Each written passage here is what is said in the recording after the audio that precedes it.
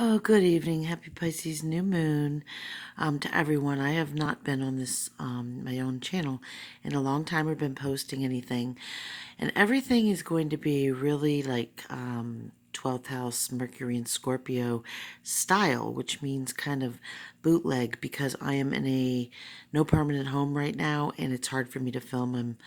I don't have fancy equipment or anything, but this is going to be for the Pisces New Moon, and the attention is certainly there. So these are the cards. It's going to be a pick a card. There's 3 cards tonight, and these are cards that they're in the piles. I've dealt them out. There's 3 cards under each deck, so I'm going to show you what they are. The first one is this crazy dog. I made these cards on top. They're just altered art. I'm also a painter, and there's going to be a piece of jewelry, my own personal jewelry. So this is one, and the numbers don't really mean anything. I just used to number my decks when I made them homemade. So this is pile 1. Pile 2 is this lady and this necklace. The necklace is from Sage Goddess. I'm a huge fan of hers.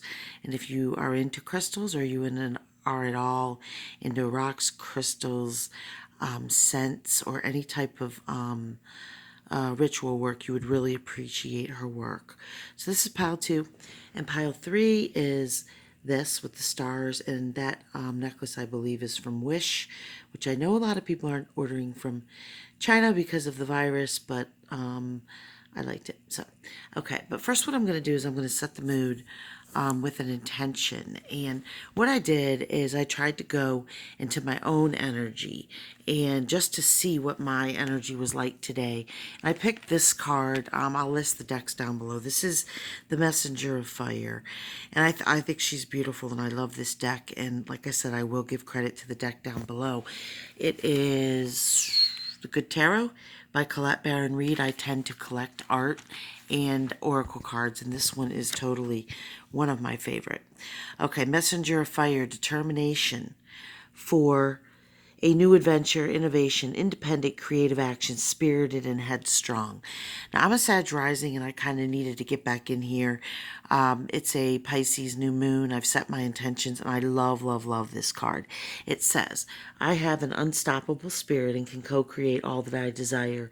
Surrounded by spirit, illuminized by the wisdom that rises up within me. I said window. I set forth on a path to innovate. I trust in my vision and act accordingly, remaining true to what I most value and desire, which can manifest in many forms. Okay, so love that deck. I love the intention. The decks I'm using will be down below. But what I'd like to say first and foremost is I have a Scorpio stellium in the 12th house and a Cancer moon, and my rising sign is Sag. Right now, there's not a lot of fire energy out there. Well, actually, Venus is in Aries and Chiron is in Aries. But the fire energy to me is just, go time. And right now we're in Mercury retrograde, and retrograde is the planet of communication, and it can, it's in Pisces where it doesn't really like to be, and it can be a little bit foggy. But I will tell you that when the sun leaves Pisces and moves into Aries, I feel like it's going to be go time for a lot of people. Much needed change. But right now we don't want to start anything new. Mercury's in retrograde in Pisces. And like I said, this is a repeat channel for me. I've had this. It's for my art. My art is also on Etsy. It's at Violet Margot on Etsy. Margo, no T, Violet before it. And I'm going to use my art in here, and you'll see it in the previous videos in the background. But my primary purpose is to help anyone with 12th house planets or anyone who feels drawn to me. So let's go. So this is the first pile. This is, let me see what we got. There's 3 cards in here, and they are an animal spirit card, a Robert's Tarot deck, and this is a Dorian Virtue deck, and I don't pass no judgment on Dorian Virtue because I really loved her flower deck. It was my first deck, and it was gifted to me, and it kind of brought me into the oracle card movement. So wherever Dorian Virtue is, and she saves animals in sanctuary, peace out to her, and I love her. But if you drew this pile, number 1 is the Magician. That's typically a Gemini energy. Some people, will say Scorpio rules magic, but I attribute it to Gemini energy too. You can manifest the life you want. What you need will magically appear. Successful beginnings. Now, once again, Gemini is ruled by Mercury, and we're in Mercury retrograde. So if it's something new, I wouldn't advise starting it now. But if something that you've done before and you're reviewing, you took a pause, you're going back and you're perfecting it, rock on. Okay, and this is the skunk card. This is from the Lakota Animal deck. This was the first deck gifted to me when I got ill years ago, and I love, love, love this deck. I love the Lakotas, anything native. The skunk can be many things to many people. Very protective. Now, what happens? They're cute, they're frolicky, they're playful, but if you mess with them, you're going to get sprayed. It's also a sexual energy. It has a little bit to do with kundalini and flirting and playfulness. But if you got this, I would say go out and play. I will give a little more description down below because I'm trying to hurry because like I said, I'm in it. Not in a permanent home, and I'm not sure how the Wi-Fi here, how long it's going to hold out during Mercury retrograde. But the skunk energy, people get it in their Lakota reading and they get upset. It is not a bad energy. I think they are the cutest thing. And I have them in one placement in my chart, so I'm pretty well up on skunk energy. And then the last one is, these are little mini tarot decks. This is the Nine of Rods, and I love this deck. It's the Hanson Roberts deck, I believe it's called. It's a travel deck, and I just like it because it's small and the cards are easy to take with you and they appeal to me. But this is the Nine of Rods. In the traditional tarot, the Nine of Rods, I get this mixed up a lot because I'm not so schooled in tarot, but I will put this also for pile one down in the bottom, what the nine means and what the rods mean, because I'm used to I was trained in the traditional way with the energies, so I will put that down below because I'm stumbling a little bit with Mercury retrograde. Okay, pile two is this hip chick. I don't know what she's doing, but I kind of dig her, and I altered the art. And this is, like I said, a necklace from the Sage Goddess, and I love, love, love support her website. So let's turn these over. I know this is messy, but just bear with me. Okay, the saying is, there are different kinds of gifts, but they are all from the same spirit. Okay, everybody comes into this world, or into this spin, or into wherever you believe you are, this universe with gifts. And everybody that I've met has a gift that I don't have. Everybody will know something that I don't. And that is part of staying open. And the gifts all come from one place. It's a divine gift. And if you really start to work with spirit work, no matter, whatever your calling is, you will find that it will lead you to your path. I use astrology. I use Chinese astrology and Western traditional astrology. I look to the North Node. I look to the midheaven. I look to the 10th house, which midheaven resides there. And I kind of see, and especially if someone has 12th house planets, that usually really helps. Now, how the spirit comes in is a whole nother story. That's a Mercury thing and many different things. But this is saying you have a gift. Even if you think you don't, you do.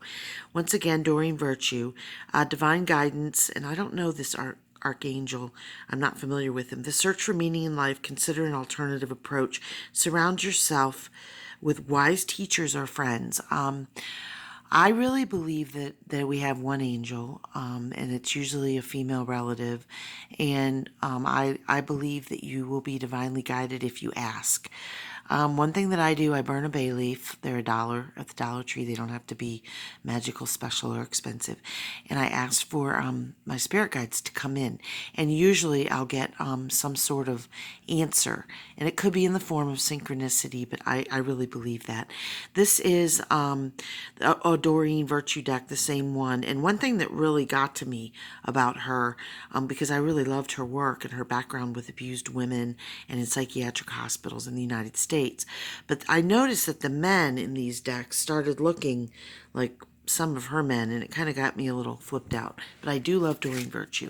And then the third card in this deck is the Frog. The Frog is healing. It is, if frogs cross your path, you might be ill. Frogs are able to frolic in the rain.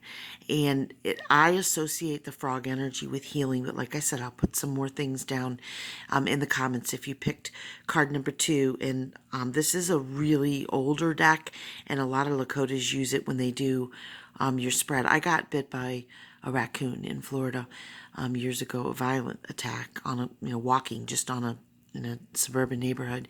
And this deck came to me when I was healing from the rabies series and very ill. So this, I love, love, love this deck. But frog energy, to me, represents healing, but it also has other meanings as well. Okay, and I am not Lakota. Okay, so this is the third deck pile. And this necklace is from Wish. I know a lot of people aren't buying there because of the Chinese virus, but like, that's where it's from. And it was gifted to me, and actually they gave me 2, so I gave it to someone else as well. And this card is a homemade, just washi tape that I adjusted the image. So let's see what we got here. Pile 3. This is the star card. Star card is associated with Aquarius. So maybe there's an Aquarius, sun, moon, or Venus in your life. A dream come true, believe in yourself, the end of a difficult situation. I love, love, love the star card. I love Aquarius energy. To me, they are the genius, the inventors, the David Bowie, the, Ziggy Starseed. I said that wrong, Ziggy. I just love, love, love Aquarius energy. But if you have an Aquarius in your life, treasure them. It is very future-oriented, dynamic, fixed air energy. And, they can be rigid. There's an old saying, resistance is futile with an Aquarius, and that can be true. The lower energy, a lower Aquarius energy that is not evolved or woken up yet, will be stubbornness, eccentricity, and there'll be like really weird choices that make no sense. Okay, so the next card we have is pile 3. The squirrel. The squirrel is like I love, love, love squirrels. And no, I don't think they're flying rats. And I lived in Buffalo, New York, in the Elmwood Village, and they used to chew the electrical wires and get into people's houses and short circuit everything. But I love squirrel energy. It is the Boy Scout of the animals, and it means they are always prepared. They're always getting ready. So if you get the squirrel card, normally you should get ready. Be prepared. It is Mercury retrograde, and that will affect cars, electronics, computers, cell phones. So just get ready. Have a backup. Have different files. But I love the squirrel energy. This card, I don't know. I would say it means get prepared. Aquarius, the first card, the star card, is also the future.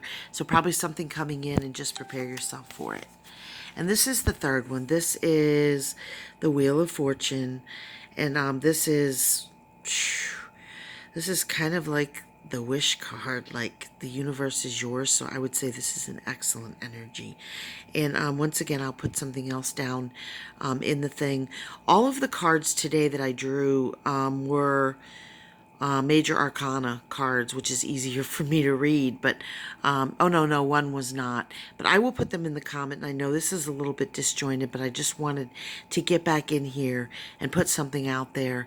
And I hope it resonates with somebody, and I hope that everybody's not too critical, because I do have a Virgo midheaven, and I can get a little upset with people criticizing. But peace out. Have a wonderful new moon in Pisces, and talk to you later.